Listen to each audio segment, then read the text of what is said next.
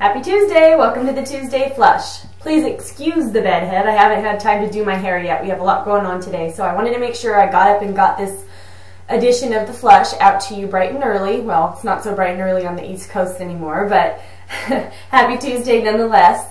I was just going to talk about the whole concept of Santa.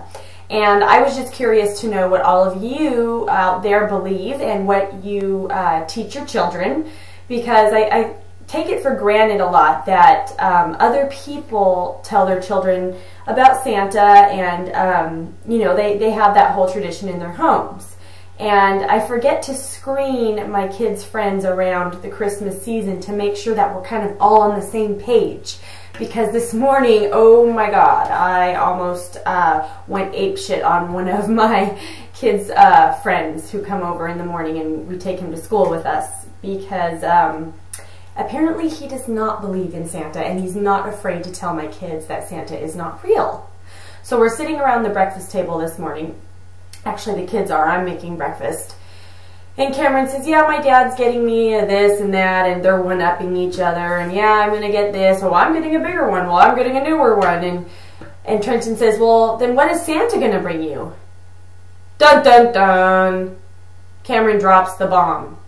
What do you mean? There is no Santa. My dad told me there was no Santa. He just brings me the presents. So I kind of give him the glance, which of course doesn't work. And he keeps on going. And I say, Cameron, yes, there is a Santa. And Cameron says, no, there's not any Santa. My dad told me so. And I said, well, you believe in God, don't you? And he says, yes. And I said, have you ever seen God? And he says, well, no. And I said, but you know there's a God, right? And he says, yeah, God's real. And I said, so how can you say that about Santa? Just because you haven't seen him doesn't mean he's not real. And he said, because my dad said he's not real. And I said, well, maybe that's because your dad was a bad boy when he was little and he never got any presents. So Cameron just kind of sat there and thought about it, and all the kids' eyes are on me like, what is going on, lady? And I'm not about to tell them that there is no Santa. So I pull Cameron aside and I'm like, listen, in our house, we believe in Santa, all right? So do not come into my house and say that there is no Santa, little kid. Do you like coming over here in the mornings? Do you like being fed breakfast? Do you like being taken to school? All right then. You let my kids believe in Santa, or there is no more coming over here. No more Friday movie nights. No more spending the night on the weekends. Got it? All right, thanks. So we go back in the kitchen and we sit down and we're all eating breakfast, and somebody else says something about Santa, and I look over at Cameron like, well, you know, what's it going to be?